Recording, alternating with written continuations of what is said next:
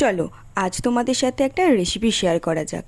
আজ আমি বানিয়েছিলাম সুজির উপমা, সেটাই আজ তোমাদের সাথে শেয়ার করব। তো প্রথমে সুজিটাকে শুকনো কড়াই ড্রাই রোস্ট করে নিয়েছিলাম। দেন ওই কড়াই অল্প একটু তেল দিয়ে কাজু আর কিশমিশটাকে ভেজে তুলে নিয়েছিলাম।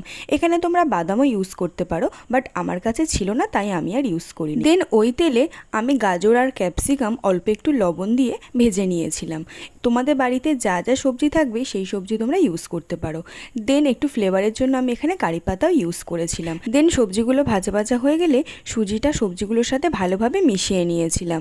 আর টেস্টের জন্য অল্প একটু লবণও ইউজ করেছিলাম। তো তোমরা এটা ব্রেকফাস্ট, ডিনার সব ক্ষেত্রেই কিন্তু ইউজ করতে পারো। সবজিগুলোর সাথে সুজিটা ভালোভাবে মিশে গেলে সামান্য একটু জল ইউজ করেছিলাম।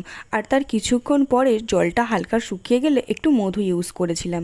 এখানে তোমরা চিনিও ইউজ করতে পারো, বাট যেহেতু আমি এখন চিনি খাচ্ছি না তাই আমি এখানে মধু ইউজ করেছিলাম। দেন মধুটা ভালোভাবে সুজির সাথে মিশিয়ে নিয়েছিলাম।